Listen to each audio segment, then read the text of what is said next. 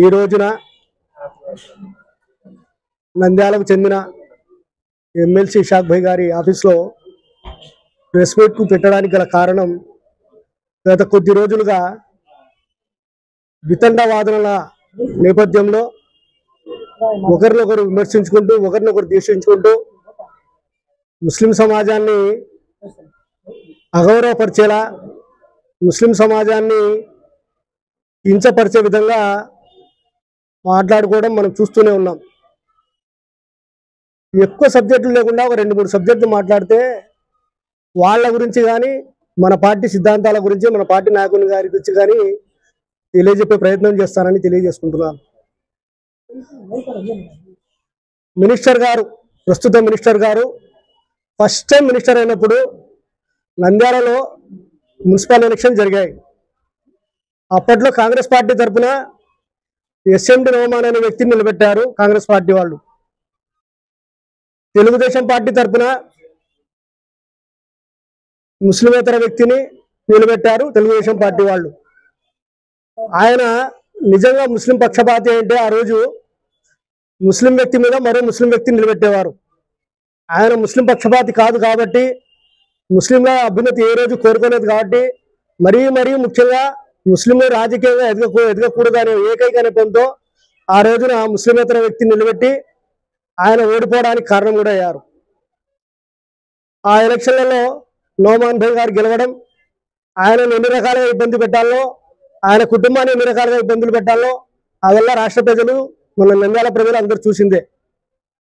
ఇక తర్వాత మా నాయకుని గురించి చెప్పాలంటే, శాంతిరామ్ కాలేజ్ ఎదురుగా ఉన్న సున్నీ మసీద్కు సంబంధించిన 20 ఎకరాల భూమిని అప్పటికి 1 సారో 2 సార్లు 3 సార్లు మినిస్టర్ అయి కూడా వక్ఫ్ బోర్డుకు మైనార్టీ శాఖకు సంబంధించిన మినిస్టర్ అయి ఉండి కూడా ఆయన ఆ విషయాన్ని కనీసం ప్రజలకు కూడా తెలియజేసే ప్రయత్నం చేయలేదు. అలాంటి 80 ఎకరాల చాలా వాల్యుబుల్ చేసే ల్యాండ్ను ముస్లింల ప్రజలకు అందజేసి అక్కడ ఒక జబర్దస్త్ మసీదును కట్టించి ఈ రోజున హైవే మీద పోయే ప్రజలు కానీ మసీదుకు వచ్చే ముస్లింలు కానీ ఆడ ప్రార్థనలు చేసుకునే విధంగా కట్టించిన ఘనత అది కేవలం మాజీ మంత్రి వర్యులు శిల్పా మోహన్ రెడ్డి గారికే దక్కిందే తప్ప ప్రస్తుతం ఉన్న మంత్రి గారికి దక్కలేదనే విషయాన్ని మనం అంతా గుర్తు చేసుకోవాలి చెప్తున్నా. ఇక నంద్యాలకు ముస్లింలకు సంబంధించి మైనారిటీలు ఉన్నారు, వాళ్ళకు ఒక మెడికల్ కాలేజీను ఏర్పాటు చేయాలని అప్పటి ప్రభుత్వం మెడికల్ కాలేజీని ఏర్పాటు చేస్తే ఆ మెడికల్ కాలేజీ ముస్లింలకు వద్దు మహాప్రభు అని ముస్లిమేతర వ్యక్తులకు కట్టబెట్టిన వ్యక్తి ఎవరో కూడా నంద్యాల ప్రజానికానికి బాగా తెలుసు. ఇక ఇంకో విషయం ఏమంటే, ఇప్పుడు ప్రస్తుతం ఆయన ఇంటి వార్డుకు సంబంధించి 10వ వార్డుకు సంబంధించి నిలబడిన కౌన్సిలర్ అబ్దుల్ మజీద్ గారు మా సోదరుడు. ఆయన మా పార్టీకి కౌన్సిలర్గా కాకముందు వాళ్ళు కానీ వాళ్ళ కుటుంబ సభ్యులు కానీ వాళ్ళు వంశపారంపర్యంగా కూడా ఫారూక్ గారికి ఎనలేని సేవలు చేశారు. ఫారూక్ గారి కోసం అన్ని రకాలుగా సహాయ సహకారాలు అందించారు. ఆ విషయాన్ని కూడా మర్చిపోయి ఆయన మీద ఒక ముస్లిమేతర వ్యక్తిని పెట్టి ఆ వ్యక్తి కూడా ఓడిపోయేలా చేసిన ఘనత కూడా ఆ మంత్రివర్యులకే దక్కుతుంది. ఇక వాళ్ళు వీళ్ళెందుకు సొంతం వాళ్ళ ఇంటి కుటుంబ సభ్యులకే రాజకీయంగా దూరం చేసి ఈ రోజు పాపం వాళ్ళు కనుమరుగైన పరిస్థితుల్లో చేసిన వ్యక్తి కూడా ఎవరో మనకందరికీ తెలిసిన విషయమే. ఇన్ని రకాల ఇబ్బందులు పెడుతున్నారు. ఇక నేనైతే గన్ని సేవా ట్రస్ట్ ద్వారా కొన్ని వందల మంది ద్వారా మా టీం సభ్యుల ద్వారా కొన్ని వేల మందికి కులం మతం ప్రాంతం పార్టీ ఎరగకుండా రక్తదానాలు చేశాము, ఆర్థిక సహాయాలు చేశాము, విద్య కోసం పాటుపడినాము, వైద్యం కోసం పాటుపడినాము, అన్ని రకాలుగా పాటుపడుతూ ఉంటుంది. ఎక్కడ కూడా మా క్రిమినల్ బ్యాక్గ్రౌండ్ లేదు. అయినా కూడా ఫేస్బుక్లో ఒక పోస్ట్ పెట్టామని ఎలక్షన్లప్పుడు, తర్వాత మొన్న ఒక కేసు పడిందని అది కూడా ప్రోద్బలంతో వాళ్ళ పాపం రాజకీయ ప్రోద్బలంతో ఒక కేసు పెట్టించి రౌడీ షీట్ ఓపెన్ చేశారు ఒక సిఐ ద్వారా. నేను దానికి తలగ్గకుండా వెన్ను చూపకుండా ఆ అధికారి మీద పోలీస్ అథారిటీ కమిషన్లో కేసు కూడా వేయడం జరిగింది. ఇన్షాల్లా రేపో ఎల్లుండో ఆ కమిషన్ ఆర్డర్ కూడా రేపో ఎల్లుండో రాబోతున్నాయి. మీకు ప్రజలు ఎలాంటి బుద్ధి చెప్పాలో అలాంటి బుద్ధి చెప్పే రోజులు కూడా త్వరలో వస్తున్నాయి. ఇక ముస్లింల గురించే ఎప్పుడు ఏడుస్తూ ఉంటారు వీళ్ళు. మసీదులు మేము కట్టించాము, రోడ్లు మేము కట్టించాము, షాదీఖానాలు మేము కట్టించాము, త్యాగాలు మేము చేశాము అంటున్నారు. త్యాగం చేయడం అంటే రూపాయి తీసుకోకుండా వాళ్ళ భూములు కానీ వాళ్ళ ఆస్తులను కానీ ప్రజలకు అప్పచెప్పడం. నిజంగా మీరు మీ స్థలాలు పోయింటే మీరు 1 రూపాయి కూడా తీసుకోలేదా? తీసుకోలేదంటే మేము తీసుకోలేదు, 1 రూపాయి కూడా. ఇక్కడ మా ల్యాండ్లు పోయినాయి, ఈ సర్వే నెంబర్లో మా భూములు ఉన్నాయి, మేము 1 రూపాయి కూడా తీసుకోలేదు, ఇది మా త్యాగ నిరతికి నిదర్శనం అని చెప్పాలి మీరు. అలా చెప్పలేకపోతున్నారు ఎందుకు? శ్రీనివాస్ సెంటర్ అంటున్నారు. శ్రీనివాస్ సెంటర్ ఉండే స్థలాలకు మీకు ఏంటి సంబంధము? మీ బంధువుల్లో ఎవరిదో స్థలం పోతే వాళ్ళకి ఏదో ప్రభుత్వం తరఫున కాంపిటీషన్ వచ్చేసింది, వాళ్ళు తీసేసుకున్నారు. దానికి త్యాగ నిరతి ఎలా అవుతుంది? ఇక షాదీఖానాల గురించి మాట్లాడుతున్నారు మీరు. షాదీఖానా మీ స్థలంలో కట్టించింది కాదు కదా, ఆయన బాబరాయన పాండే కుటుంబం వాళ్ళు చాలా మంచి వ్యక్తులు. ఆ స్థలాన్ని అంతా పేదలకు దానం చేసి వదిలేసిన వాళ్ళు. ఆ షాదీఖానాన్ని కట్టించి మీరు ఎన్టీఆర్ పేరు పెట్టుకున్నారు. ఇదే శిల్పా మోహన్ రెడ్డి గారు తన సొంత డబ్బులతో షాదీఖానాన్ని కట్టించి మౌలానా అబుల్ కలాం ఆజాద్ అని ముస్లిం పేరు పెట్టారు. ఆయన గొప్పవారా మీరు గొప్పవారా ఒకసారి ఆలోచించుకోవాల్సిన పని అయిపోయింది. ఇక ఇదే కుబ్రా ఫంక్షన్ హాల్ గురించి సార్ చెప్పారు. ఇదే కుబ్రా ఫంక్షన్ హాల్ ఆగిపోయే పరిస్థితుల్లో ఉంటే మీ హయాంలోనే ఆయన సొంత నిధులతో ఆయన కట్టించి ఆయన పేరు కానీ వాళ్ళ నాయన పేరు కానీ ఆయన కొడుకు పేరు కానీ కనీసం వాళ్ళ వంశపారంపరంగా వచ్చే పేరు కానీ పెట్టుకోకుండా కుబ్రా ఫంక్షన్ హాల్ అని పెట్టినాడు. మరి ఎవరికి ముస్లింల మీద ప్రేమ ఉన్నట్లు ఎవరికి లేనట్లు? ఇక ఇంకో వ్యక్తి చెప్పారు ఆయన దగ్గర పడి ఉన్నందుకే మీకు ఈ పదవులు వచ్చాయని. ఆ పడి ఉన్నప్పుడే కదా నీకు కూడా పదవి వచ్చింది. ఆ పడి లేనప్పుడు లేవు కదా నీకు పదవులు. అక్కడ పడి ఉన్నప్పుడే నీకు మంచి పదవి వచ్చింది. ఆ విషయాన్ని మర్చిపోతే ఎట్లా? ఇక లాస్ట్ విషయం ఏమంటే కాంగ్రెస్ పార్టీ టీడీపీ పార్టీ అనేది రెండు ఉన్నాయి. ఇంతకుముందు వైసీపీ పార్టీ రాకముందు కాంగ్రెస్ పార్టీలో ఒక ఆయన నంద్యాలకు పట్టణ అధ్యక్షుడు ఉండేవాడు. ఎప్పుడు జీవితాంతం, ఈ రోజు కూడా ఉన్నారో లేరో తెలియదు కానీ ఆయన ఎప్పుడు ఉంటాడు. ఇంకొక వ్యక్తి టీడీపీలో ఒకే ఒక వ్యక్తి ఉన్నాడు, ఏక ఛత్రాధిపత్యం అంతా. దాన్ని కాలాదండి కొత్త రూపురేఖలు చేస్తూ ఫస్ట్ సారి ముస్లిం వ్యక్తికి నంద్యాల పట్టణ టీడీపీ అధ్యక్షుడిగా ఎన్నిక చేసిన వ్యక్తి అది కేవలం శిల్పా మోహన్ రెడ్డి గారే. అలాంటి వ్యక్తిని మీరు దూషించడం ఎంతవరకు కరెక్ట్? మీ వల్ల మీరు చేసే పనుల వల్ల నంద్యాల సమాజంలో, నంద్యాల ప్రజలలో ముస్లిం సమాజం పట్ల గౌరవం తగ్గి సిగ్గుతో తలదించుకోవాల్సిన అవసరం ఏర్పడుతుంది. ఏంటి మాటలు, ఏంటి పనులు? మీరు చేయదలుచుకుంటే, రాజకీయం చేసుకుంటే 10 మందికి 10 రకాల సేవలు చేయండి, 10 రకాల సహాయ సహకారాలు చేయండి. ఇప్పుడు ఉండే 4 కౌన్సిలర్ 5 కౌన్సిలర్లకు మీరు 20 మందినో 30 మందినో తయారు చేసుకునే విధంగా పని చేయాలి కానీ, సేవలు చేయాలి కానీ కక్ష కట్టడం ఏంటో మాకైతే అర్థం కట్టడంలే. కక్ష కట్టడానికి మీరు రాజకీయాల్లోకి వచ్చింది. రాజకీయాలకు రావాలంటే కక్ష కట్టాల్సిన అవసరం లేదే. ఫ్యాక్షన్ మెయింటైన్ చేయండి. మీ చేతులన్నీ మీరు చేస్తారు, అవతల చేతులు అది చేస్తారు. ఏమైనా అంటే పోలీసుల ద్వారా ఫేస్బుక్ లో పోస్టులు పెడతారు, కేసు పెట్టారు.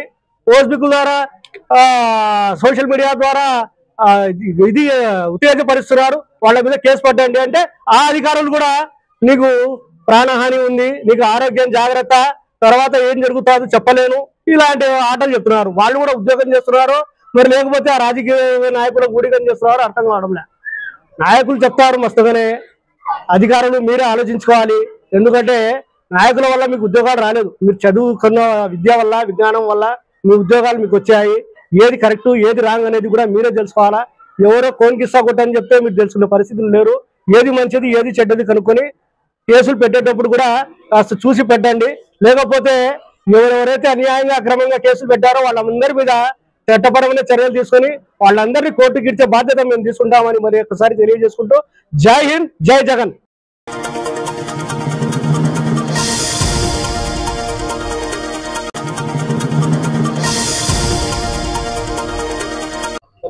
అస్సలాము అలైకుం వరహమతుల్లాహి వబరకాతుహు. అందరికీ నమస్కారం. గత కొన్ని రోజులుగా విమర్శలు, కత్తి విమర్శలు చూస్తూనే ఉన్నాం. కాకపోతే మైనార్టీలకు ఏం చేస్తే మంచి జరుగుతుంది అని మీద చర్చ జరిగితే బాగుంటుందనేది నా ఉద్దేశం. గత ప్రభుత్వంలో జగన్మోహన్ రెడ్డి గారి హయాంలో రాష్ట్రం అంతటా మైనార్టీలకు, ఎస్సీ ఎస్టీ బీసీ మైనార్టీలకు అందరికీ న్యాయం చేసిన వ్యక్తి జగన్మోహన్ రెడ్డి గారు. ఈరోజు మేమందరం మైనార్టీస్ అందరూ ఈరోజు అధికారం అనుభవిస్తున్నామంటే అది జగన్మోహన్ రెడ్డి గారు, లోకల్ గా శిల్పా ఫ్యామిలీ వల్లే అని గర్వంగా చెప్పగలుగుతున్నాము. అలాగే ఏదైతే ఉందో మనము వ్యక్తిగత విమర్శలు కాకుండా రాజకీయాన్ని రాజకీయంగా చూడాలనేదే మా వర్షను. ఎందుకన్నానంటే వ్యక్తిగతాల గురించి ఇక్కడ మాట్లాడుకోవాల్సిన అవసరమే లేదు. మనం ఏదైనా సరే మైనార్టీల గురించి, మైనార్టీ పదవులు అనుభవిస్తున్నాం కాబట్టి మనం మైనార్టీలకు ఏం చేస్తే బాగుంటుంది అనేది మీద చర్చ జరుపుకోవాలి. వీలైతే మనకు మైనార్టీలకు సహాయ సహకారం అందించే విధంగా కృషి చేయాలని ఈ సందర్భంగా తెలియజేసుకుంటున్నాము.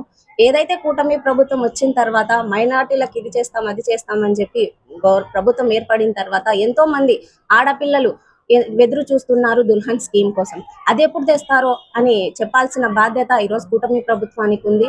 అలాగే ఎంతో మంది ఇప్పుడు మౌజన్ మౌలానాల గురించి మేము ధర్నా చేయడం జరిగింది. మొన్న అమౌంట్ రిలీజ్ చేస్తామని ధర్నా చేసిన తర్వాత అమౌంట్ రిలీజ్ చేస్తామని చెప్పడం జరిగింది. దాన్ని మేము స్వాగతిస్తున్నాం. కానీ ఇంకా మళ్ళీ వచ్చే సంవత్సరానికి ఎప్పుడు వాళ్ళకి జీతాలు అందిస్తారనే దానికి ప్రశ్నాంతంగా ఉంది. మళ్ళీ ధర్నా చేయాల్సిన అవసరం ఉందేమో. అలాగే ఎన్నో విషయాలు ఈరోజు సెంట్రల్ స్టేట్లలో మైనార్టీలే కాదు ప్రతి ఒక్క మహిళలు కానీ ఎంతో మంది చిన్నారులు కానీ ఈ ప్రభుత్వాలలో ఎక్కడ మనశ్శాంతిగా లేరు. దీని మీద మీరు ప్రశ్నించాలి, దీని మీద గొడవ జరగాలి కానీ ఇక్కడ వ్యక్తిగత విమర్శలు చేయడం అనేది మంచి పద్ధతి కాదు. అందుకే ఎప్పుడు మైనార్టీస్ వెనుకబడుతున్నారంటే ముఖ్య కారణం ఇక్కడనే ఉంది అని చెప్పి మనము ఆలోచించుకోవాల్సిన అవసరం ఉంది. ఎందుకనంటే పదవులు ఎవరు కాళ్ళు పట్టుకుంటూనే వస్తాయనేది కాదు, మనలో ఉన్న రాజకీయ అనుభవం కానివ్వండి, వాళ్ళు చేస్తారనే నమ్మకంతో ఈరోజు ఎవరైనా ఈ పదవులు వస్తాయి అని చెప్పి చెప్పుకోవడానికి గర్వపడుతున్నాము. ఏదైనా సరే ఇలాంటి వ్యక్తిగత విమర్శలు దయచేసి ఎవరు చేయకూడదనేసి గట్టిగా వాళ్లకు హెచ్చరిస్తూ, అలాగే ఇప్పుడు రాబోయే కాలంలో ఏమేమి చేస్తామనేది దాన్ని మీరు చెప్పాలే గాని ఇలాంటి విమర్శలు చేయడం అనేది మంచి పద్ధతి కాదు. అలాగే నాకు ఈ నంద్యాల చరిత్రలో ఏదైతే మున్సిపల్ చరిత్రలో మైనార్టీ మహిళకి ఇచ్చారో దాని అనుగుణంగా నేను గర్వంతో చెప్తున్నాను. ఈరోజు మైనార్టీ మహిళ అయినా సరే నంద్యాలలో ఎన్నో అభివృద్ధి కార్యాలయాల్లో నేను పాల్గొన్నానని చెప్పుకోవడానికి ఎంతో సంతోషంగా ఉంది. ఈరోజు ఓట్లలో చూస్తూ ఎన్నో వీధులలో ఈరోజు మీరు వెళ్ళి చూడండి. మేము ముస్లిం మున్సిపాలిటీ తరఫున ఎన్నో అభివృద్ధి కార్యాలు ఈ రోజుకి చేయడం జరుగుతుంది. కానీ మున్సిపల్ చైర్పర్సన్ ఏం చేశారు, ఎమ్మెల్సీగా ఏం చేశారు అని అంటే మీరేం చేస్తారు అనేది చెప్పండి అని ఈ సందర్భంగా తెలియజేసుకుంటున్నాను. అలాగే ఎప్పుడైనా సరే విమర్శకి ప్రతి విమర్శనే ఇది కాదు. మీరు దయచేసి ఏదైనా సరే మైనార్టీ అభివృద్ధికి కృషి చేయాల్సిందిగా ఈ సందర్భంగా తెలియజేసుకుంటే పర్సనల్ గా వెళ్తే మంచిగా ఉండదని చెప్పి హెచ్చరించడం జరుగుతుంది.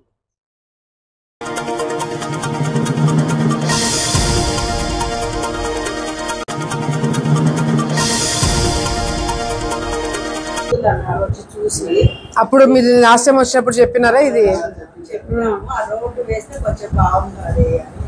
నేను రోడ్ ఇది కూడా సేమ్ రోడ్డు మీద రోడ్డేనా?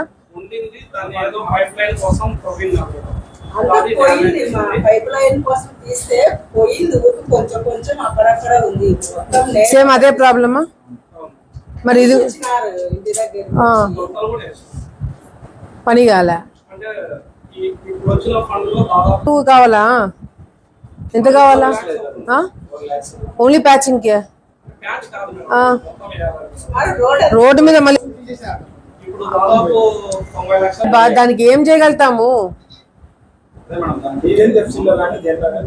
జనరల్ లో పెట్టేయచ్చా? మీకు జనరల్ ఫండ్స్ మనకి తక్కువ ఎంత వచ్చింది? 15 ఫైనాన్స్ ఎంత వచ్చింది?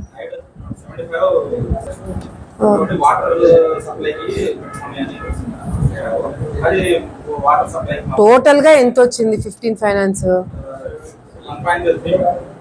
1.3.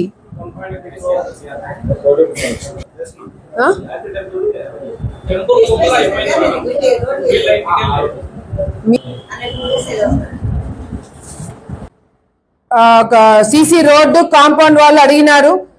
నేను నారాయణ గారిని అడిగిన ఫండ్స్ లో డబ్బులు కంపల్సరీగా మిగులుతుంది. 1 కోటి, 1.5 కోటి వరకు మిగిలే అవకాశం ఉంది. సో తప్పకుండా ఆ డబ్బులు శాంక్షన్ అయ్యి మన చేతికి ఈ నెలాఖరికల్లా వస్తుంది.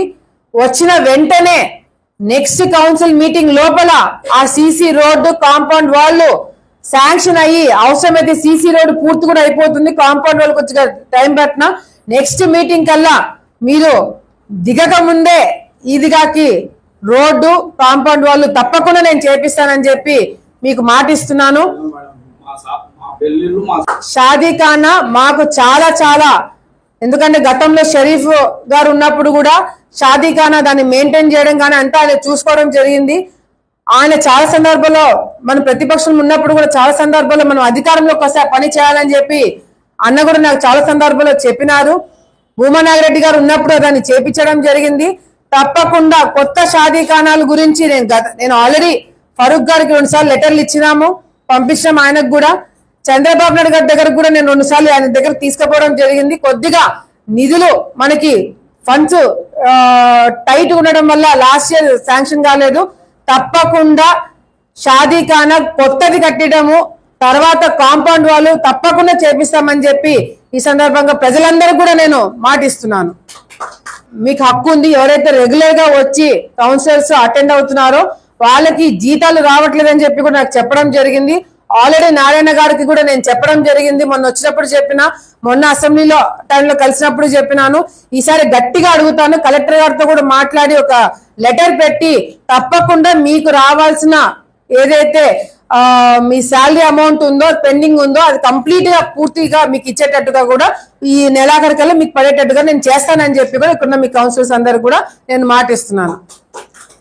ఇంకా సమస్యలు ఉన్నా, ఎక్కడైనా ఏదైనా ప్రాబ్లం ఉన్నా కూడా మీడియా మిత్రులకి ఫ్రీ హ్యాండ్ ఉంది. దయచేసి మీరు కూడా ఏదైనా సమస్యలు ఉంటే కౌన్సిల్ దృష్టికి తీసుకురావాలని చెప్పి కూడా మీ సందర్భంగా మీకు తెలియజేసుకుంటూ, మరి ఏదైతే ఈ కుక్కల సమస్య చాలా తప్పకుండా అటు ఎవరైతే యానిమల్ ప్రొటెక్షన్ గురించి పోరాటాలు చేస్తున్నారో వాళ్ళతో, ఈ కాంట్రాక్టర్లతో, అధికారులతో మరి ఎప్పటికప్పుడు సమాచారం తీసుకొని ఇబ్బంది లేకుండా రోజుకి 20-30 కుక్కలని మరి తీసుకుపోయి ఆపరేషన్ చేపించే కార్యక్రమం మున్సిపాలిటీ వాళ్ళు చేస్తున్నారు. అది కంటిన్యూ అవుతుందని చెప్పి కూడా ఈ సందర్భంగా తెలియజేసుకుంటున్నాను. మరి డిఎస్పీ గారు, సిఏ గారు మేమందరం కూడా ఈ రోడ్ సేఫ్టీ గురించి మీడియా మిత్రులు కూడా దీన్ని కొంచెం ఫోకస్ చేయాలని చెప్పి మీ అందరూ కూడా మరొకసారి ప్రింట్ మీడియా వాళ్ళు వస్తే వాళ్ళు కూడా ఇది నోట్ చేసుకోండి. నిన్న జరిగిన ఏదైతే ఇన్స్పెక్షన్ చేయడం జరిగింది, ఎక్కువ శాతం యాక్సిడెంట్లు ఆలగడ్డ పట్టణంలో జరుగుతున్నాయి కాబట్టి మరి ఏదైతే కొన్ని బ్లాక్ స్పాట్స్ ని ఐడెంటిఫై చేయడం జరిగింది. ఎక్కడైతే సీసీ కెమెరాలు లేవో అక్కడ సీసీ కెమెరాలు హైవే మీద పెట్టించాలని చెప్పి హైవే వాళ్ళకి చెప్పడం జరిగింది. అదే విధంగా మన ఆలగడ్డ ఎంట్రన్స్ దగ్గర ఏదైతే రాంగ్ రూట్ లో వెళ్ళి వాళ్ళు నంద్యాల రూట్ లోకి వెళ్ళిపోతున్నారు, అట్లా కాకుండా ఆ ప్రాంతం ఆ చోట అండర్ బ్రిడ్జ్ కట్టించాలని చెప్పి ఒక ప్రపోజల్ కూడా పెట్టాలని చెప్పి కూడా హైవే వాళ్ళకి చెప్పడం జరిగింది. మరి శోభానాగరెడ్డి గారు, భూమానాగరెడ్డి గారు ఘాట్ దగ్గర దోస హౌస్ ఉంది, అక్కడ కూడా ఒక అండర్ బ్రిడ్జ్ పెట్టించాలి.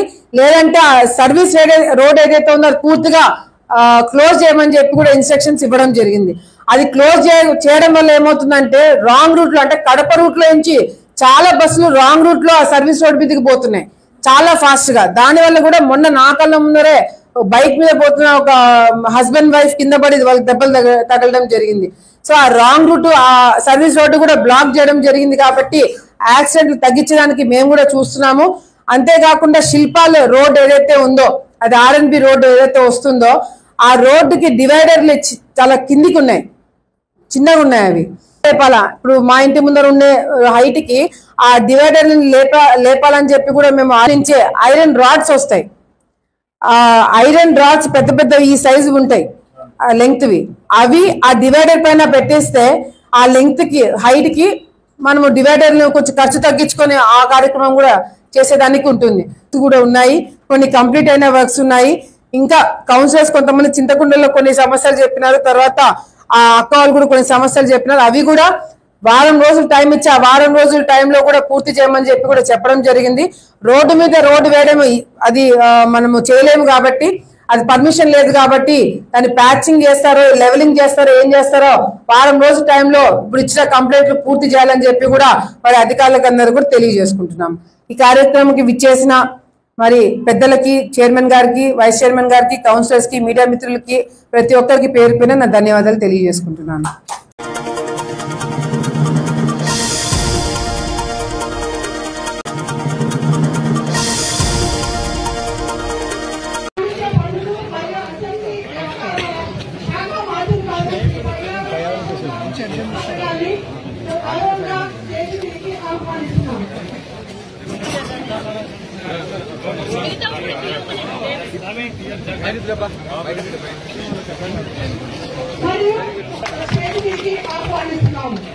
మరియు నియోజకవర్గ యువ నాయకులు శ్రీ రాఘవేంద్ర రెడ్డి గారిని, కోట్ల రాఘవేంద్ర రెడ్డి గారిని కూడా స్టేజ్ ఆహ్వానిస్తున్నాము. మరియు మన జిల్లా కలెక్టర్ మరియు జిల్లా మేజిస్ట్రేట్ అయినటువంటి రాజకుమారి గడియా ఐఏఎస్ గారిని స్టేజ్ మీదకి ఆహ్వానిస్తున్నాము. మరియు జిల్లా వ్యవసాయ శాఖ అధికారి జాయింట్ డైరెక్టర్ ఆఫ్ అగ్రికల్చర్ నున్న వెంకటేశ్వర సార్ గారిని ఆహ్వానించవలసిందిగా, మరియు ఆర్డీఓ గారు నర్సింగ్ గారిని వేదిక అలంకరించవలసిందిగా కోరుచున్నాము. డిఎల్డిఓ నరసింహారెడ్డి గారిని వేదిక అలంకరించవలసిందిగా కోరుచున్నాము. డిఎం మార్కెట్ హరినారెడ్డి గారిని వేదిక అలంకరించవలసిందిగా కోరుచున్నాము. మార్కెట్ రాష్ట్ర మార్కెట్ డైరెక్టర్ మరియు ట్రేడ్ నియోజకవర్గ పరిశీలకులు అయినటువంటి శ్రీ కార్యక్రమం ప్రారంభిస్తున్నాము. మరియు మన గోల్ నియోజకవర్గం శాసనసభ్యులు గారు జ్యోతి ప్రజ్వలన చేయవలసిందిగా కోరుచున్నాము. జ్యోతి ప్రజ్వలన చేయవలసిందిగా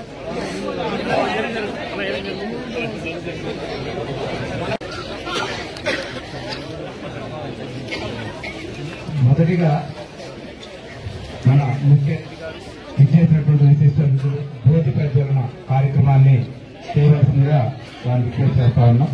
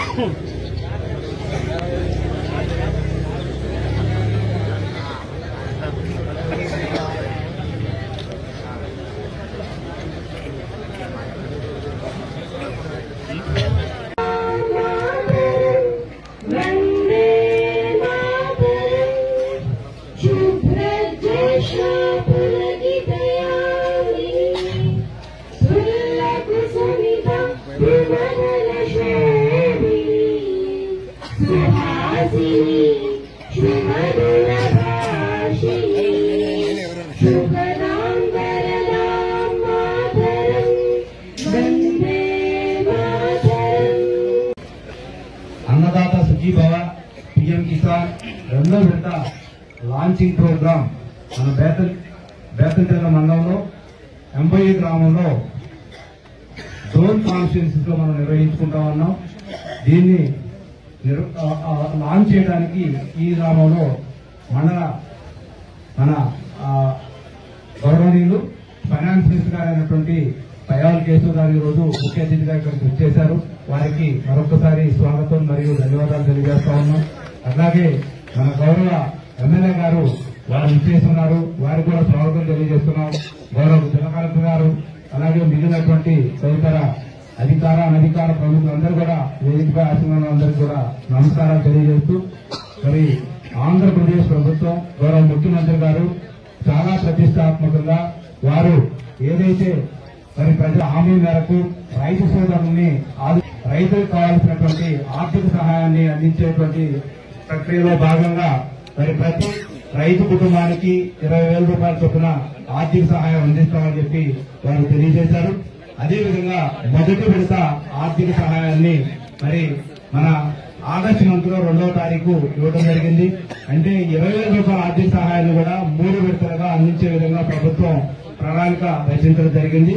మొదటి విడత ఏప్రిల్ నుంచి ఆగస్టు మాసం లోపు, 2వ విడత సెప్టెంబర్ నుంచి డిసెంబర్ లోపు, 3వ విడత డిసెంబర్ నుంచి మార్చి లోపు 3 విడతలుగా ఈ అన్నదాత అలాగే పిఎం కిసాన్ లబ్ధి అనేటువంటిది చేకూర్చడం జరుగుతూ ఉంది. మరి భారత ప్రభుత్వం గౌరవ ప్రధానమంత్రి గారు పిఎం కిసాన్ నిధులు మరి 3 దఫాలుగా విడుదల చేస్తున్నారు. వాటితో పాటే మన ఆంధ్రప్రదేశ్ ప్రభుత్వం కూడా 3 దఫాలుగా ఈ నిధులు విడుదల చేయడం జరుగుతూ ఉంది. ఆంధ్రప్రదేశ్ ప్రభుత్వం మరి 14,000 రూపాయలు భరిస్తా ఉంది 3 విడతలుగా. అలాగే మిగిలినటువంటి 6,000 రూపాయలు పిఎం కిసాన్ తరఫున గౌరవ ప్రధానమంత్రి గారు మరి భారత ప్రభుత్వం నుంచి అందిస్తూ ఉన్నారు. ధరించి మొత్తం 20,000 రూపాయలు మన రైతాంగానికి ఈ తెలుగుదేశం మరియు కూటమి ప్రభుత్వం మన రాష్ట్రంలో మరి ఆర్థిక సహాయాన్ని చేకూర్చే విధంగా కష్ట నష్టాలు ఎన్నున్నా కానీ ఎన్ని ఇబ్బందులున్నా మరి ఆర్థిక సహాయాన్ని అందిస్తూ ఉన్నారు. మరి మనం తప్పకుండా మన గౌరవ ముఖ్యమంత్రి గారి వారికి ధన్యవాదాలు తెలియజేయాల్సిన పరిస్థితి. సో ముఖ్యంగా ఈ ఆర్థిక సహాయాన్ని గతంలో మనకి 13,000 మాత్రం ఉండేది. అలాంటి ప్రభుత్వం వచ్చిన తర్వాత 20,000 రూపాయలు చేసి రైతులకు ఇంకా మెరుగైనటువంటి సహాయాన్ని అందించాలనేటువంటి ఒక ముఖ్యమైనటువంటి ఉద్దేశంతో ప్రభుత్వం ఈ కార్యక్రమాన్ని చేపట్టింది. మరి ఈ రోజు రాష్ట్ర వ్యాప్తంగా మరి ఈ నిధుల్ని గౌరవ ముఖ్యమంత్రి గారు కడప జిల్లాలోని కమలాపురం కాన్స్టిట్యున్సీ నుంచి రిలీజ్ చేస్తా ఉంటే మన జిల్లాలో మరి ఈ కార్యక్రమాన్ని లాంచ్ చేయడానికి మన గౌరవ ఫైనాన్స్ మినిస్టర్ గారు దయాల్ కేశవ్ గారు ఇక్కడికి వచ్చేస్తున్నారు. మరి ఈ విధంగా మనకి ఈ అన్నదాత సుఖీభావ పీఎం కిసాన్ లో ఎలిజిబిలిటీ ఉన్నటువంటి రైతులందరికీ కూడా 3 దఫాలుగా అందించడం, తర్వాత కౌలు రైతులు కూడా అందించే ప్రక్రియ ఉంటుంది. ఇది నెక్స్ట్ 3వ విడతలో మొత్తం 3 విడతలకు సంబంధించినటువంటి సహాయాన్ని ఒకేసారి కౌలు రైతులకి అందించే విధంగా గవర్నమెంట్ మరి ప్రణాళిక సిద్ధం చేసుకోవడం జరిగింది. మరి ఈ విధంగా అర్హులైనటువంటి ప్రతి రైతుకి, ప్రతి రైతు కుటుంబానికి, కుటుంబంలో ఒక్కరికి లేదు భార్య కానీ భర్త కానీ ఒక్కరికి ఈ సహాయం అందే విధంగా ప్రణాళిక రచించారు. సో ఆ విధంగా మనం ఇప్పుడు 2వ విడతను మనం తీసుకుంటా ఉన్నాం. మరి దీంతో పాటుగా ఈ ఆర్వైఎఫ్ఆర్ ఫార్మర్స్ ఎవరైతే మనకి పోడు భూములు సాగు చేస్తున్నటువంటి మరి ట్రైబల్ ఫార్మర్స్ ఉన్నారో వారికి కూడా ఈ సహాయంలో భాగస్వామ్యం అందించే విధంగా మన ప్రభుత్వం వారికి కూడా ఆర్థిక సహాయాన్ని అందిస్తూ ఉంది. ఈ విధంగా సొంతదారులు అయినటువంటి రైతు సోదరులకి, మరి ఆర్వైఎఫ్ఆర్ భూములు కల్టివేట్ చేస్తున్నటువంటి పోడు భూములు కల్టివేట్ చేస్తున్నటువంటి గిరిజన రైతులకి, అలాగే కౌలు రైతులు కూడా అందించే ప్రక్రియ ఉంది. కౌలు రైతులకు 3వ విడతలో మొత్తం 20,000 రూపాయలు ఒకేసారి వారి అకౌంట్ లో జమ చేయడం జరుగుతుంది. సో ఈ విధంగా ప్రభుత్వం ఈ ఆర్థిక సహాయాన్ని రైతులకి సమయానుకూలంగా పంట యాజమాన్యానికి ఉపయోగించుకున్నట్టు పంట భూమిని సాగు చేసుకోవడానికి కానీ, అట్లాగే సస్యరక్షణ చర్యలకు కానీ, మరి ఎరువులు, పురుగు మందులు ఇలాంటి వాటికి కొనుగోలు చేయడానికి కానీ వారు ఇతర అప్పుల బారిన పడకుండా అప్పుల వాళ్ళ దగ్గర నుంచి 2 రూపాయలు 3 రూపాయలు వడ్డీకి తెచ్చుకొని వాళ్ళు ఎక్కడ కూడా నష్టపోకుండా ఉండాలనే ఉద్దేశంతో ఇది చేస్తా ఉన్నారు. కాబట్టి ప్రభుత్వానికి మనందరం మరొకసారి మరి హర్షధ్వానాలతో మనం తప్పటితో హర్షధ్వానాలు ఒకసారి తెలియజేయాలని చెప్పి కోరుకుంటూ మరి ఈ కార్యక్రమాన్ని భద్రగా మరి ముందు కార్యక్రమంలో లబ్ధి పొందిన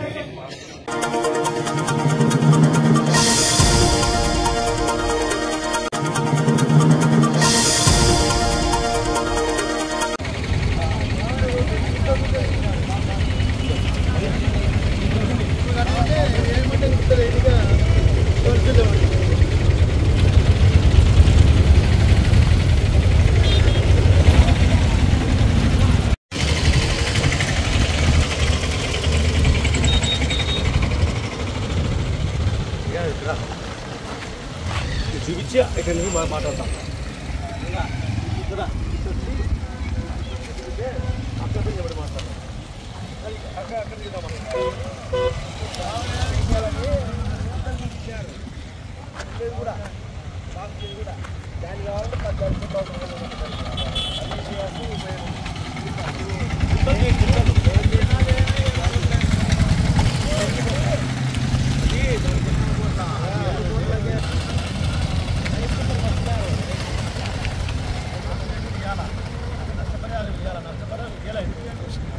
నష్టపరి ఇవ్వకపోవడం వల్లనే ఆ పిచ్చి అడుగు నిలబడిపోయింది.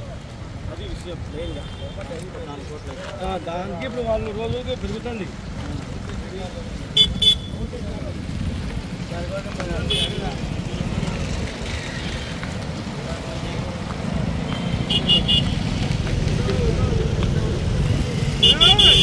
దీంతో పాటు పక్కన వైఎస్ఆర్ నగరు, నందమూరు నగరు, అదేవిధంగా మునుగాల, పులిబద్ది అనేక గ్రామాలకి ప్రధాన రహదారి అయినటువంటి ఈ కుందు నది బ్రిడ్జిని గత వరదలు వచ్చినప్పుడు పూర్తిగా డ్యామేజ్ అయింది.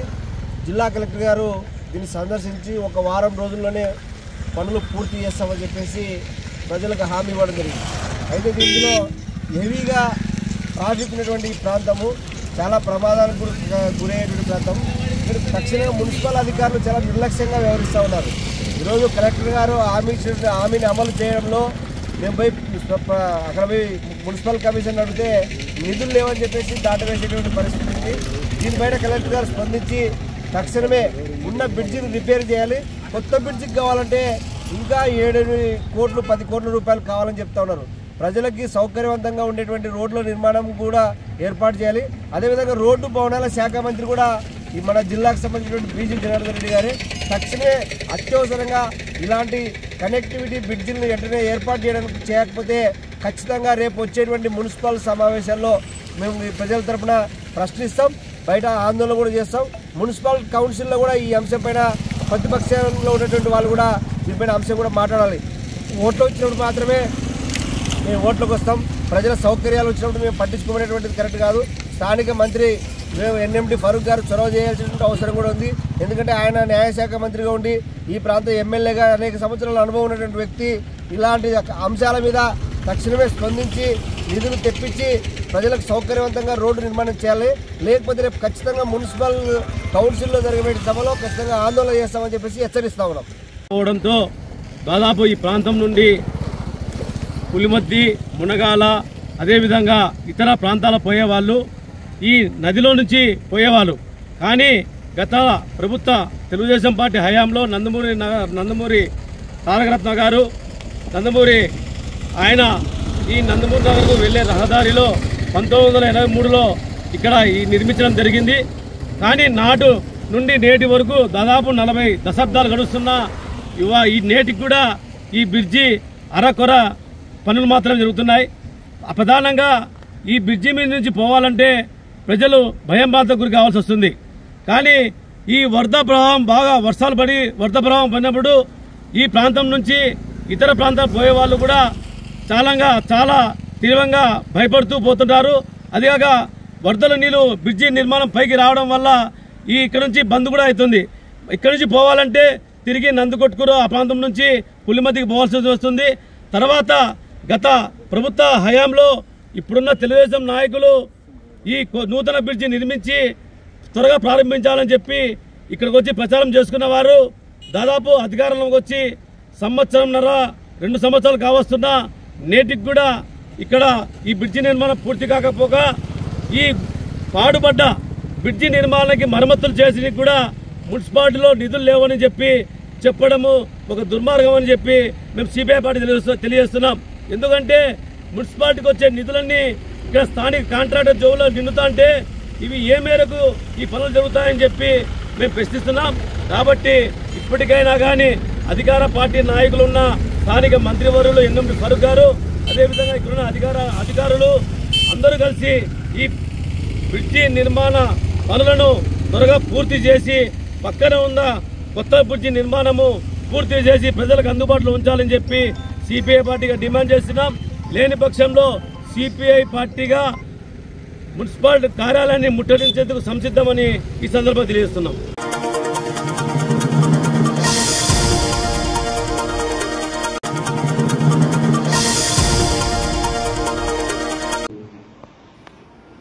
రాష్ట్ర మహిళా కమిటీ కన్వీనర్ చంద్రశేఖర్ గారికి, రాష్ట్ర వెబ్సైట్ కన్వీనర్ నాగేంద్ర కుమార్ గారికి,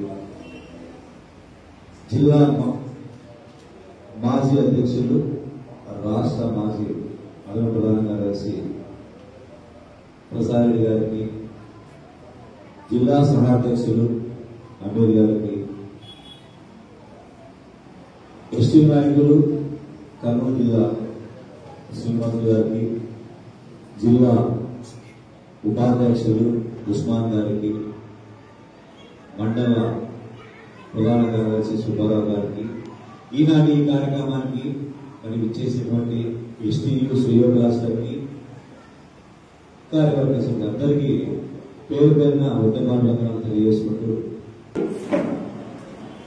సాగరమారి మండల శాఖ 79వ వార్షిక కౌన్సిల్ సమావేశానికి అధ్యక్షుడు మిత్రులు మస్తాన్ సార్ గారికి, వేదికపైనటువంటి ఎస్టీలు నాయకులకు, సాగరమారి మండలం మూసేసినటువంటి ఎస్టీ ప్రధాన కార్యదర్శి నివేదికని పరిశీలించడం జరిగింది. జిల్లా శాఖ పక్షాలను అభినందిస్తూ, అంతేకాకుండా జిల్లాలోనే ఇప్పటికీ అత్యధికంగా సభ్యత్వం చెల్లిస్తున్న చాగలి మండల శాఖను జిల్లా శాఖ పక్షాలను అభినందిస్తూ, అంతేకాక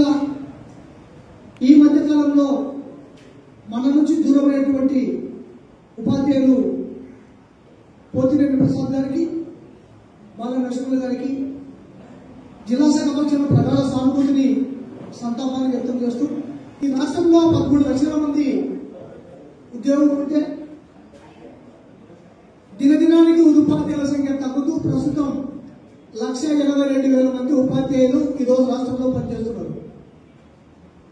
చాలా మందికి సందేహం ఏమంటే ఉపాధ్యాయులు ఈ రాష్ట్ర ప్రభుత్వంలో భాగమైనప్పటికీ గత 6 సంవత్సరాలుగా ఆర్థికంగా ఉద్యోగులు ఎలాంటి ప్రయోజనాలు లేకుండా అల్లాడుతున్నప్పటికీ ఉద్యోగ సంఘాల్లో ప్రధానమైన ఉపాధ్యాయ సంఘాలకు చీమ పుట్టినట్టుగా కూడా లేదు అనేది ఒక భావన.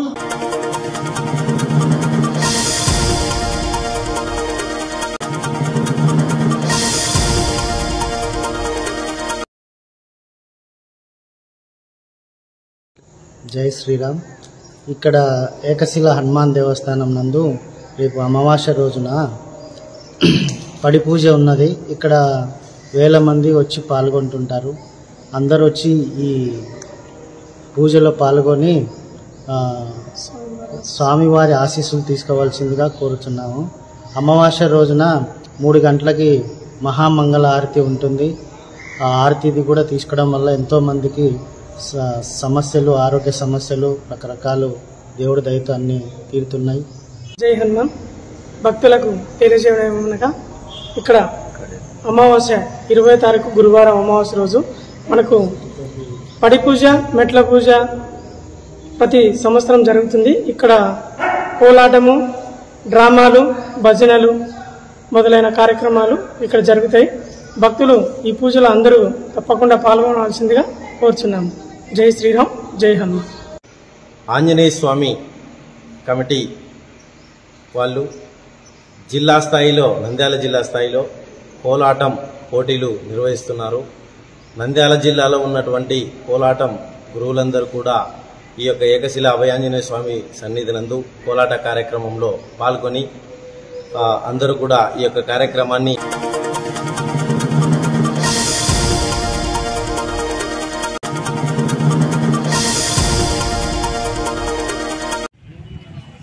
ఈరోజు అనంతపురం జిల్లా ప్రజా వినతుల పరిష్కార వేదిక నందు జిల్లా ఎస్పీ గారికి ఆర్ఎస్ కల్లూరు గ్రామంలో ఉన్నటువంటి కులాయమ్మ మహిళ ఫిర్యాదును ఇక్కడ ఇవ్వడం జరిగింది. గతంలో కూడా 3వ తేదీ 3/11/2025న కులాయమ్మ నా ఇంటి మీదకి వచ్చి నన్ను ఇట్లా దాడి చేశారు అని చెప్తే ఆ రోజు ఇక్కడికి రాలేక ఆమె ఆన్లైన్లో కంప్లైంట్ ఇస్తే ఆ ఆన్లైన్ కంప్లైంట్ గార్లదిన్న పోలీస్ స్టేషన్కి వచ్చి రావడం జరిగింది. ఆ పోలీస్ స్టేషన్లో బాధితురాలైనటువంటి కులాయమ్మను కూర్చోబెట్టుకొని మాట్లాడి ఏం జరిగింది అని విని ఆ చెప్తున్న క్రమంలోనే ఒక ఫోటో తీసుకొని ఆమెతో సంతకం పెట్టించుకొని వాళ్ళకి నేను చెప్తాలేమ్మా మీ జోలికి రావద్దని మీరు వెళ్ళండి అయిపోయి క్లోజ్. ప్రజా వినతుల పీజీఆర్ఎస్కి ఏమైతే ఎస్పీ గారికి ఇవ్వాలో అది ఇచ్చేసినారు. ఎస్ఐ గారు చేతులు దులుపుకున్నారు. నిజంగా ఆమె మీద దాడి చేయడానికి వచ్చినటువంటి గోపి గాని, గోపి వెనకాల వచ్చినటువంటి వ్యక్తులను గాని ఎవరిని ఆయన పిలిచాలో విచారించాలో కనీసం గ్రామంలో పోయి ఎందుకు గొడవ జరిగిందని కూడా కనుక్కోలేడు. అంటే ఎస్ఐ గారికి బాధ్యత లేదా అని అడుగుతా ఉన్నా నేను. ఎస్ఐ గారికి లా అండ్ ఆర్డర్ కాపాడే బాధ్యత ఉందా లేదా? గతంలో అదే ఊర్లో ఇద్దరు ఒకే కులానికి చెందినటువంటి 2 వర్గాలు కొట్టుకొని కేసులు పెట్టుకోవడం జరిగింది. అప్పుడు కూడా మీరు నిర్లక్ష్యంగా వహించడంతో రాష్ట్ర హైకోర్టును ఆశ్రయించి కేసులు పెట్టించుకోవడం జరిగింది. బాధితులు మీరు ఒక వర్గానికి ఒత్తాసు పలుకుతూ ఆ వర్గాన్ని ప్రోత్సహిస్తూ ఉండడం వలన ఈరోజు ఈ సమస్య మళ్ళీ రిపీట్ కావడం జరుగుతూ ఉంది. ఇప్పటికైనా కూడా కులాయమ్మ మీద జరుగుతున్నటువంటి కంటిన్యూయస్ ఆ కుటుంబం మీద జరుగుతున్నటువంటి దాడులను అరికట్టే చర్యలు పోలీసులు తీసుకుంటారా లేదా అని చెప్పేసి ఎస్సీ ఎస్టీ బీసీ మైనార్టీ మహిళా ఐక్యవేదిక తరఫున మేము అడుగుతా ఉన్నాం. ఆ రోజు ఏదైతే కేసులు పెట్టినారో నేను ఇక్కడే ఆ డిఎస్పీ గారితో కూడా మాట్లాడడం జరిగింది. సార్ ఇది జరుగుతూ ఉంది, ఏదైనా ఉంటే 2 వర్గాలను కూర్చోబెట్టి మాట్లాడి పరిష్కారం చేయండి అని చెప్పాను. ఏదన్నా ఉంటే రాజీ ప్రయత్నాలు కులంలో కాకుండా మీ సమక్షంలో ఆ గొడవలు సద్దుమణిగే విధంగా రాజీ ప్రయత్నాలు జరగాలి గాని కుల పెద్దల కాడ కుల పద్ధతులలో కుల కట్టుబాట్లలో జరగకూడదు అని చెప్పడం జరిగింది. ఆ విధంగా ప్రయత్నం చేస్తాను అని డిఎస్పీ గారు చెప్పడం జరిగింది, రాప్తాడు డిఎస్పీ గారు. అయితే ఇంతవరకు అవి ఏం జరిగాయో తెలియదు కానీ మళ్ళీ ఈ మధ్యలో ఆ గొడవలు రాజుకుంటా ఉన్నాయి. ఆ క్రమంలోనే మన మున్సిపాలిటీ వర్కర్స్ ఏదో కాలువ విషయానికి వెళ్తే మళ్ళీ అక్కడ గొడవ పెట్టుకొని కులాయమ్మ తమ్ముడిని బెదిరించే ప్రయత్నం చేసినారు. ఆ కంప్లైంట్ ఇస్తే ఈ చేతులు దులుపుకున్నటువంటి ఎస్ఐ గారు సమస్యను పరిష్కరించకుండా ఉంటే మళ్ళీ మన 13వ తేదీ మీరు డబ్బులు ఇచ్చేది లేకున్నా ఒక అప్పు ఇచ్చినాము అనే ఒక సాకుతో ఇంటి మీదకి వెళ్లి రామాంజనేయులు కులాయమ్మ తమ్ముని రామాంజనేయులు బెదిరిస్తుంటే కులాయమ్మ అడ్డం పోయి కాపాడడం జరిగింది. ఇంటి మీదకి ఎప్పుడు వెళ్ళినా 10-20 మందితో వెళ్తున్నాడు గోపి గాని సింహాద్రి గాని. ఇవన్నీ కూడా అరికట్టాలంటే కుల పెద్దలు 2 వైపులా కూర్చొని మాట్లాడుకుని అది స్టేషన్ దాకా వెళ్ళాలి గాని మేము పెద్ద మనుషులము, మేము ఎవరికాడ మాట్లాడితే వాళ్ళదే న్యాయము అంటే ఇది కరెక్ట్ కాదు. వాళ్ళను పెళ్లిళ్లకు పేరెంటాలకు కూడా పిలిచకుండా ఈరోజు కులం నుంచి వెలేస్తున్నామని చెప్పడం ఇది కరెక్ట్ అయిన పద్ధతి కాదు. దీని మీద కూడా జిల్లా పోలీసు ఉన్నతాధికారులు, జిల్లా కలెక్టర్ గారు స్పందించాలి. గతంలో ఉరువకొండలో అలాగే జోగు కుటుంబంలో సంచార జాతుల కులమైనటువంటి జోగులలో పెళ్లి విషయంలో ప్రేమించుకొని పెళ్లి చేసుకుంటున్నారంటే ఇరు పెద్దలు ఒప్పుకుంటే కుల పెద్దలు ఒప్పుకోరంట. ఇదెక్కడ ఆచారమో? ప్రేమించి పెళ్లి చేసుకునే వాళ్ళకు లేని అభ్యంతరాలు, ఆ కుటుంబంలో లేని అభ్యంతరాలు కుల పెద్దలకేమి? అక్కడ కూడా అలాగే వెలివేయడం జరిగింది. ఈ రోజు ఈ కులంలో కూడా పెద్ద మనుషుల మాట వినకుండా వీళ్ళు కేసులు పెడుతున్నారు, చట్ట ప్రకారంగా పోతున్నారంటే చట్ట ప్రకారంగా వెళ్ళడం తప్ప, చట్ట ప్రకారంగా వెళ్లే కదా వాళ్ళు వాళ్ళ సమస్యను పరిష్కరించుకోవాలి. పాతకాలం పద్ధతులలో కుల పెద్దలకు కట్టడి కట్టి నాయన దొర అనుకుంటూ మీ కాళ్ళగాగడ పడిండాలనా? రాజ్యాంగం అంటే ఒకటి ఉంది, రాజ్యాంగం ప్రకారమే వాళ్ళు చట్టాన్ని ఆశ్రయించారు.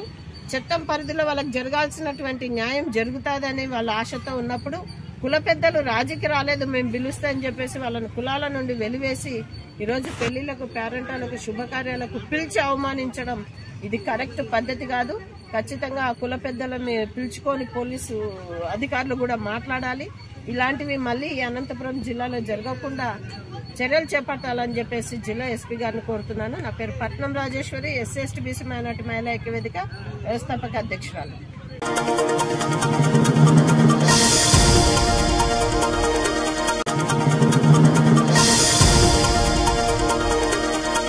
పరిరక్షణ ఐక్యవేదిక పైన ఒక అవగాహన మీటింగ్ని ఏర్పాటు చేసుకోవడం అనేది ఈరోజు మీ ద్వారా రేపు కొంత సమాచారాన్ని ఈ కరపత్రాల ద్వారా సమాజానికి తెలియజేయాలనే ఉద్దేశంతో ఈరోజు ఈ కరపత్రం విడుదల సందర్భంగా వివిధ ప్రజా సంఘాల నుంచి వచ్చినటువంటి వ్యక్తులందరూ కూడా ప్రజాస్వామ్య పరిరక్షణ ఐక్యవేదిక తరఫున మేము హృదయపూర్వకమైనటువంటి ధన్యవాదాలు తెలియజేస్తున్నాం.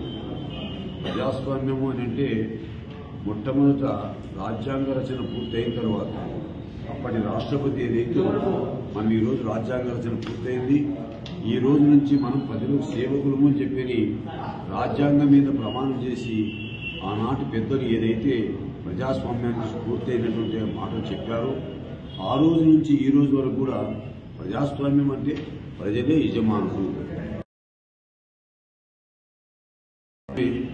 ఎన్నికల్లో పాల్గొనేటువంటి అభ్యర్థులు మీరే మా యజమానులు అనేటువంటి పద్ధతిలో వాళ్ళు యజమానులు కదా ప్రభుత్వ యంత్రాంగంలో పనిచేసిన ఉండేటువంటి పద్ధతిలో మనం చూస్తున్నాం. ఒక విచిత్రమైనటువంటి పద్ధతి ఏంటంటే ఇచ్చినటువంటి వాళ్ళకు అధికారం ఉండదు, 30 ఓట్లు వచ్చినటువంటి వాళ్ళకి అధికారం ఉండేటువంటి ఒక విచిత్రమైనటువంటి పద్ధతి ప్రజాస్వామ్యం ఉందని మీ అందరూ కూడా తెలుసు.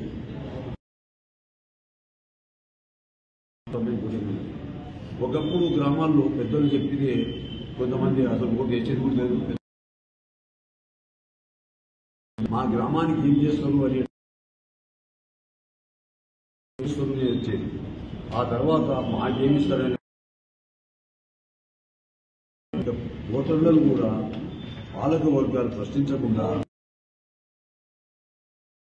దీంతో పాటు పత్రికల యొక్క పాత్ర కూడా పద్ధతిలో పత్రికల పాత్రలు కూడా బలహీనమైనటువంటి పత్రికలు. ఒక ముఖేష్ అంబానీకి మరి దాదాపు 24 ఛానల్స్ లీజులు తీసుకున్నానంటే ఒక్కసారి దాన్ని అర్థం చేసుకుని చివరి చేతిలో పత్రికలు ఉన్నాయనేటువంటి వ్యవస్థలో కొన్ని వ్యవస్థలు ఉన్నాయి. అందులో ఎన్నికల కమిషన్ ఒకటి, ఈడీ ఒకటి, ఎన్ఐ కమిటీ తీసేసి నీతి ఒకటి. ఈ విధంగా ఈరోజే కాదు, అధికారంలోకి వచ్చింది మొదలు అన్ని పార్టీలు కానీ పార్టీల కూటములు కానీ ఈ వ్యవస్థని ప్రజల మనుగడ కోసం కాకుండా వాళ్ళ యొక్క అవసరాల కోసము ఇతర ప్రతిపక్ష పార్టీలపైన దాడులు చేయడం కోసము, ప్రతిపక్ష పార్టీలపైన కేసులు పెట్టడం కోసము ఆ విధంగా నోరు పంపించేటటువంటి ప్రజాస్వామ్యమైనటువంటి పరిపాలన అనేది 1955 నుంచే ప్రారంభమై ఇప్పుడు పరాకాష్ఠని మేము చెప్పిందే వినాలి అనేటువంటి పద్ధతిలో చూస్తున్నాం. మొన్న ఉదాహరణకు బీహార్ ఎన్నికల్లో ఎన్నికల షెడ్యూల్ ప్రకటించిన తర్వాతనే అక్కడ మహిళా రోజ్గార్ అనేటువంటి పద్ధతుల్లో 10,000 రూపాయలు మహిళలకు ఓట్లు ఇవ్వడం అనేటువంటిది అది ఎన్నికల షెడ్యూల్ ప్రకటించిన తర్వాత చేయకూడదు. అక్కడ ప్రతిపక్షంలో ఉండేటువంటి ప్రశ్నిస్తే ఎన్నికల కమిషన్ దృష్టికి దీన్ని తీసుకొని పోతే దాని మీద ఏమాత్రం చర్య తీసుకోలేదు. అదే 2024లో ఆంధ్రప్రదేశ్లో ఎన్నికలు జరుగుతున్నప్పుడు 2019లో అధికారంలో వచ్చినటువంటి ఆనాటి వైఎస్ఆర్ ప్రభుత్వం కొన్ని పథకాలు ప్రవేశపెడితే ఎన్నికల ముందు వీళ్ళని అమలు జరగకూడదు అని చెప్పినంటే ఇక్కడ ఉండేటువంటి ఎన్నికల కమిషన్ దాన్ని ఆమోదం చేసింది. అక్కడనేమో ఎన్నికల కమిషన్ షెడ్యూల్ ప్రకటించిన తర్వాత ఇలాంటి విడుదల చేయకూడదంటేనేమో అక్కడ ఎన్నికల కమిషన్ పట్టించుకోలే.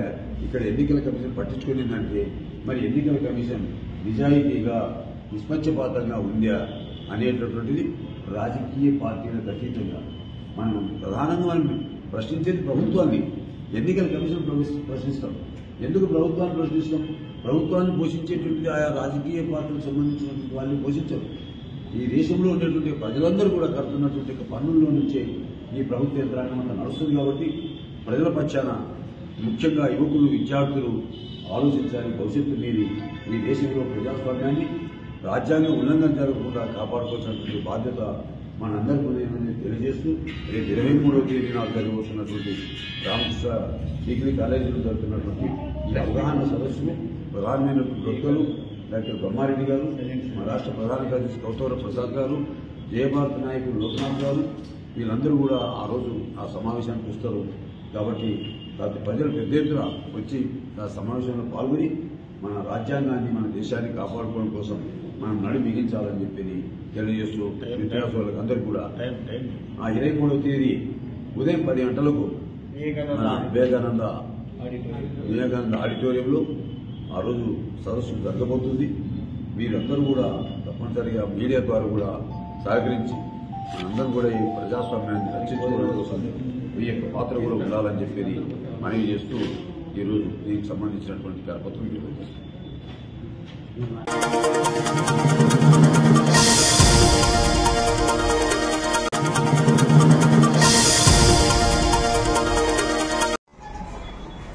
గత కొద్ది రోజులుగా జరుగుతున్నటువంటి విమర్శ ప్రతివిమర్శలకు సమాధానంగా ఈ పత్రికా సమావేశాన్ని ఏర్పాటు చేయడం.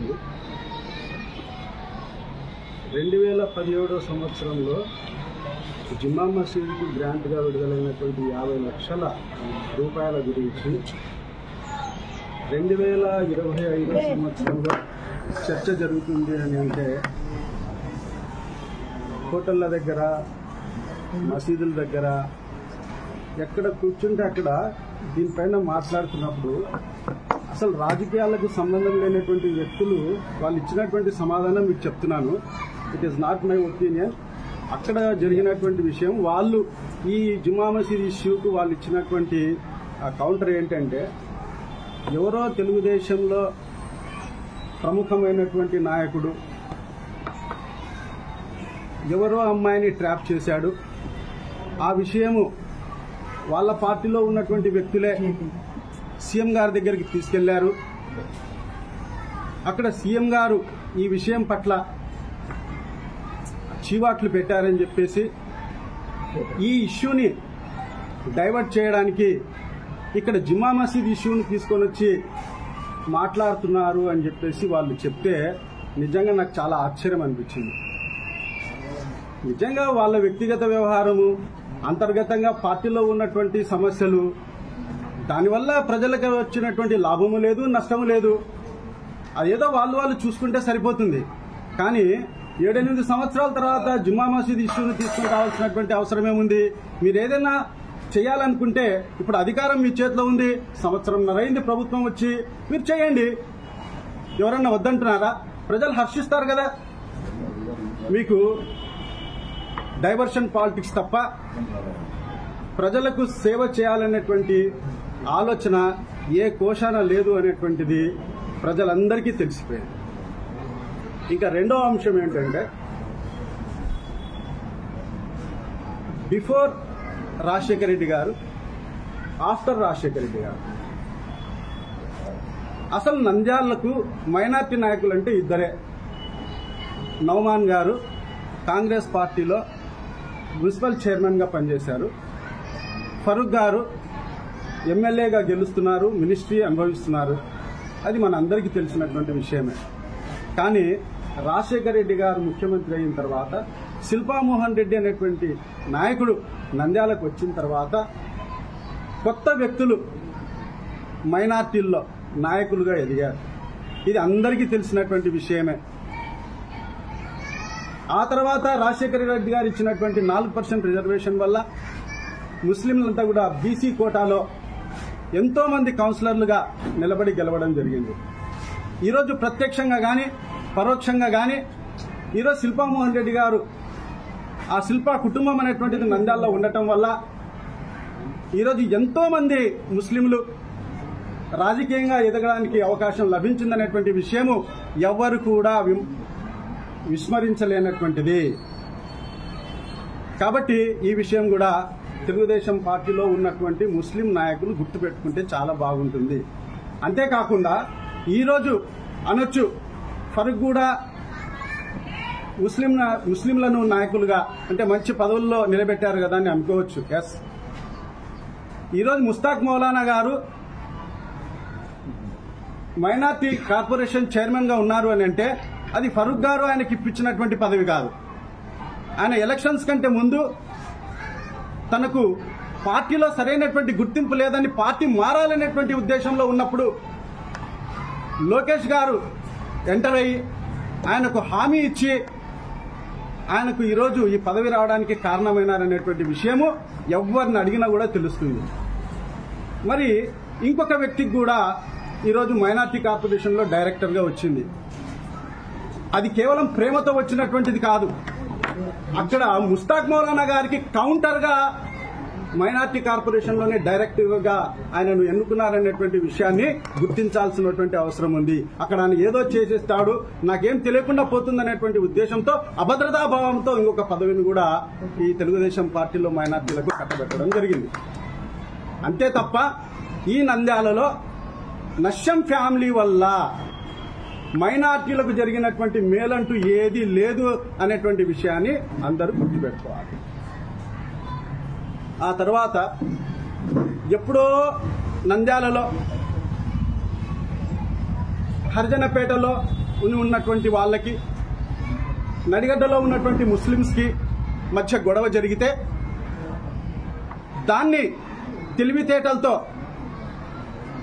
అది శిల్పామోహన్ రెడ్డి గారి మీదకి ప్రొజెక్ట్ చేసి ఇంతవరకు రాజకీయ లబ్ధిని పొందుతూనే ఉన్నారు. ఇప్పటికీ కూడా అదే విషయాన్ని పదే పదే ఎవరితోనో ఒకరితో అనామకులతో మాట్లాడించడం అనేటువంటిది జరుగుతూ ఉంది. ఇది ఎంతవరకు సమంజసం? ఇది సరే, నేను ఒక విషయం అడుగుతా ఉన్నాను. నారా హమారా అనేటువంటి ప్రోగ్రాం లో తన్నులు తిన్నింది ఎవరు? పదవులు అనుభవించింది ఎవరు?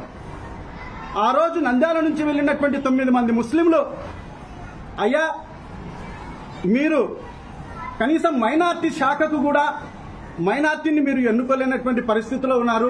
మీరు మా మైనార్టీలకు మీరు ఏం న్యాయం చేస్తారు అని చెప్పేసి ఆ 9 మంది యువకులు అడిగితే వాళ్ళ మీద దేశద్రోహం కేసులు పెట్టి వాళ్ళను 2 రోజులు హింసించి చావగొట్టి అంత ఇబ్బందులు పాలు చేశారే. మరి వాళ్ళు ముస్లింలు కాదా? నువ్వు ఒక్కడివే ముస్లిమా? వాళ్ళు ముస్లింలు కాదా? ఒక్కసారి ఆలోచన చేసుకోండి. ఆ తర్వాత మళ్ళీ మీరు పదవిలోకి వచ్చిన తర్వాత మొట్టమొదటిగా చైర్పర్సన్ అయినటువంటి మున్సిపల్ చైర్మన్ గారి మీద SC/ST అట్రాసిటీ యాక్ట్ కింద కేసు నమోదు చేశారు. ఆమె ముస్లిం కాదా? కేసు పెట్టిన వాళ్ళు ఎవరు? పెట్టించిన వాళ్ళు ఎవరు? ఎప్పుడో జరిగినటువంటి కేసును పదే పదే ప్రొజెక్ట్ చేసుకుంటూ వెళ్తున్నారే. మీ కళ్ళ ముందర మీరు ముస్లింల మీద ఇన్ని రకాలైనటువంటి వేధింపులకు గురి చేస్తున్నారే. దీని గురించి మాట్లాడేటువంటి వాళ్ళు లేరనుకుంటున్నారా? కేవలము it is the respect towards the Muslim community. మిమ్మల్ని ఇబ్బంది పెట్టకూడదు, మిమ్మల్ని బజార్లో పెట్టకూడదు. ఏదో ఒక లీడర్ ఉన్నాడు, ఆ లీడర్ని కాపాడుకోవాలనేటువంటి ఉద్దేశంతోనే ఏ ముస్లిం నాయకుడు కూడా మీ గురించి నెగిటివ్ గా మాట్లాడడం లేదు. దాన్ని మీరు గుర్తు పెట్టుకుంటే బాగుంటుంది. లేదా మీ కిందున్నటువంటి వాళ్ళను మంచి వాళ్ళని పెట్టుకుంటే మీకు బాగుంటుంది. ప్రభుత్వం వచ్చిందో లేదో జూన్ 29వ తేదీన కుబ్రా మసీదులో ఉన్నటువంటి కుబ్రా కమిటీ మీద అన్యాయంగా అక్రమంగా 8 మంది మీద కేసులు పెట్టి వాళ్లను ఊర్లో లేకుండా 2 నెలలు వాళ్ళని ఊర్లో లేకుండా వాళ్ళకు బెయిల్ దొరకకుండా ఇబ్బంది పెట్టినటువంటి పరిస్థితి మీది కాదా? అయితే వాళ్ళు ముస్లింలు కాదా? ఆ కమిటీలో ఉన్నటువంటి 8 మంది ముస్లింలు కాదా? వాళ్ళ మీద ఎలా కేసులు పెట్టించారు? మీరు ఏ ప్రొసీజర్ పైన మీరు కేసులు పెట్టించారు? ఈరోజు మొత్తం ఎవిడెన్స్ డాక్యుమెంట్స్ అన్ని ఇప్పించుకొచ్చాను ఆ కమిటీ దగ్గర. ఆ కమిటీ వాళ్ళ దగ్గర మొత్తం పేపర్స్ ఎవిడెన్స్ తీసుకొని వచ్చాను. 2021లో ఇచ్చినటువంటి కంప్లైంట్, ఆ కంప్లైంట్ మీద హైకోర్టులో స్టేటస్ ఆర్డర్ ఉంది, స్టేటస్ కో ఆర్డర్ ఉంది. అదే కంప్లైంట్ 2025లో మీరు రిజిస్టర్ చేస్తూ మీకు రాజకీయంగా నేను అడ్డొచ్చానని చెప్పేసి నన్ను ఏవన్ ముద్దాయిగా చేసి నన్ను జగన్ దగ్గరికి పొమ్మని చెప్పేసి సీఎంతో చెప్పిస్తారా మీరు? ఇదే నేను ముస్లింను కాదా? నా మీద మీరు కేసులు పెట్టొచ్చా? అంటే వేరే వాళ్ళు పొరపాటున ఎక్కడన్నా ఏదైనా జరిగితే వాళ్ళని మీరు బాధ్యులను చేస్తారు. డైరెక్ట్ గా మీరే కేసులు పెడితే మేము యాక్సెప్ట్ చేయాలి. ఇది ఎక్కడ న్యాయం అండి? అంత కాదు.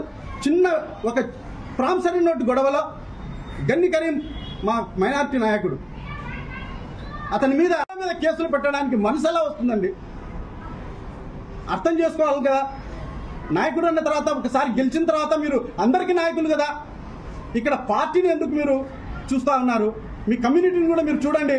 ఒకవేళ మీకు మేము ఆపోజిట్ గా పనిచేసి ఉండొచ్చు, కానీ మీరు నాయకుడు అయిన తర్వాత, మీరు గెలిచిన తర్వాత మమ్మల్ని అందరినీ ఇంప్రెస్ చేయడానికి ప్రయత్నం చేయండి.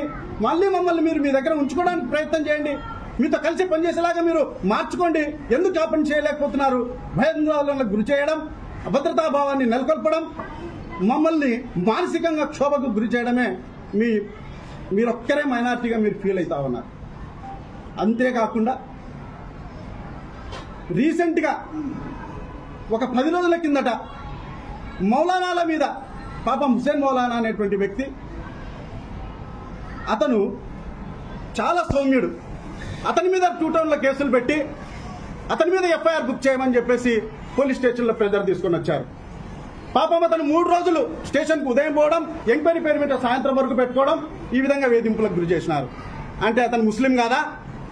ఎవరండి ముస్లింలు? మీ దగ్గర ఉన్న 4 ముస్లింలు.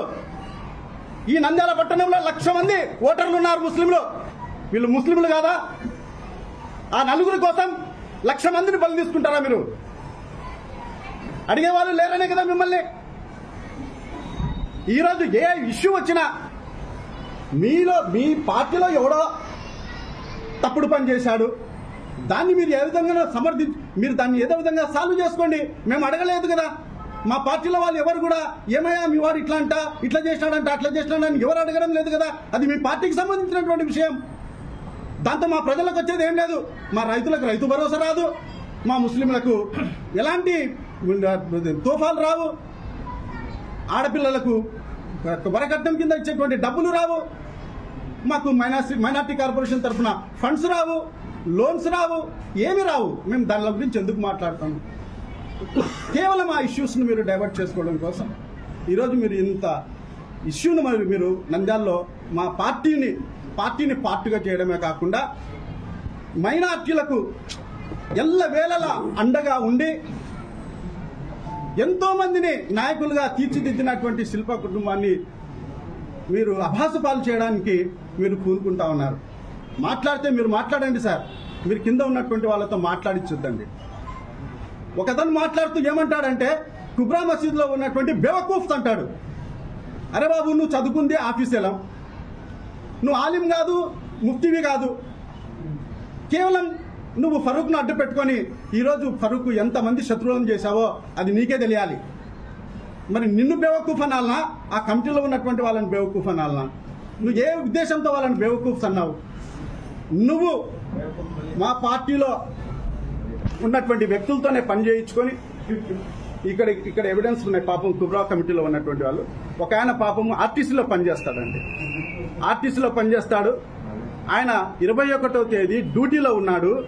రాత్రి 10:30కు డ్యూటీ దిగి వచ్చాడండి. 6 గంటలకు కత్తులతో బెదిరించాడని చెప్పేసి అతని మీద కేసు పెడతారు. ఈరోజు అతనికి వెన్నుపూస ప్రాబ్లం ఉంది. అయ్యా, నేను ఉద్యోగం చేయలేకపోతున్నాను, దయచేసి నన్ను వాలంటరీ రిటైర్మెంట్ చేయండి అని చెప్పేసి ఆర్టీసీ మేనేజర్ డిపో చుట్టూ తిరుగుతా ఉంటే ఫరూక్తో రాపించుకురాపో, ఇలియాస్తో రాపించుకురాపో, అంజాద్తో రాపించుకురాపో. Who is the minister for our state? మన ఆంధ్రప్రదేశ్ కు మినిస్టర్ ఎవరు? ఇలియాసా, అంజాద్ బాషానా, లేకపోతే ఫరూక్ గారా, లేకపోతే ఫిరోజా? ఎవరండి మినిస్టర్? అతను 35 సంవత్సరాలు ఉద్యోగం చేశాడు. బ్యాక్ బోన్ తోటి అల్లాడిపోతాడు, బ్యాక్ బోన్ ప్రాబ్లం తోటి అల్లాడిపోతున్నాడు. నేను డ్రైవింగ్ చేయలేను, ఏదైనా పొరపాటు జరిగి యాక్సిడెంట్ జరిగితే అందరి ప్రాణాలు పోతాయి, నన్ను వాలంటరీ రిటైర్మెంట్ చేయండి అని అంటే నీ మీద కేసులున్నాయి. కేసులు ఏమన్నా ఆర్టీసీలో ఏమన్నా అతను యాక్సిడెంట్ చేశాడా ఎక్కడన్నా? లేదే. మీ ఆర్టీసీ తరఫున ఏదైనా పొరపాటు చేశాడా? లేదే. మరి ఎక్కడో జరిగినటువంటి దానికి మీ ఆర్టీసీకి ఏంటి సంబంధం? ఎందుకు అతన్ని వాలంటరీ రిటైర్మెంట్ మీరు చేయరు? నీవు అతన్ని వాలంటరీ రిటైర్మెంట్ చేయడానికి వాళ్ళ యొక్క రికమెండేషన్ ఏం అవసరం ఉంది? సో ఇలా చెప్పుకుంటూ వెళ్తే చాబోల్ అతను ఐలూరులో ఉన్నటువంటి గులాబ్ బాషా అనే అతన్ని మానసిక ఒత్తిడికి లోన్ చేస్తే అతను చనిపోయాడండి. అంటే అతను ముస్లిం కాదా? ఇలా చెప్పుకుంటూ పోతే నంద్యాలలో ముస్లింల మీద కేసులు పెట్టినవన్నీ కూడా కేవలం నశ్యం ఫ్యామిలీ అండ్ కో వాళ్ళు మాత్రమే ముస్లింస్ మీద ఇష్టం వచ్చినట్లుగా కేసులు పెట్టారు. ఇంకొకసారి పొరపాటున కూడా మీ వ్యక్తిగత విషయాలు ఏవైనా ఉంటే మీరు వ్యక్తిగతంగా తీసుకోండి. ఇంకెప్పుడు కూడా మీ వ్యక్తిగత విషయాలను పార్టీకి ఆపాదించడానికి మీరు ప్రయత్నం చేయొద్దండి. అంతెందుకండి, యాంటిసిపేటరీ బెయిల్ మీద 8 మంది నంద్యాలకు వస్తే నమాజ్ చదువుకుంటున్నటువంటి వాళ్ళను పోలీస్ జీపులో స్టేషన్కి తీసుకుపోయారండి. ఇక్కడ ఇది ఇంతకంటే సిగ్గుచేట ఏమైనా ఉందా? ఎక్కడో రైలు యాక్సిడెంట్ జరిగితే ఆ రోజు సెంట్రల్ రైల్వే మినిస్టర్ రాజీనామా చేశారండి. ఈ రోజు నువ్వు పోలీసులను, అంతమంది పోలీసులు వచ్చి స్టేషన్కి వాళ్ళని పట్టుకోపోవడానికి వాళ్ళు ఏం క్రైమ్ చేశారండి? 14 సంవత్సరాలకు పైగా శిక్ష పడేటువంటి సెక్షన్లు మీరు మెన్షన్ చేశారు. దాంట్లో ఎలాంటి సంబంధం లేనటువంటి వ్యక్తుల్ని ఆ కేసులో మీరు ఇన్వాల్వ్ చేశారు.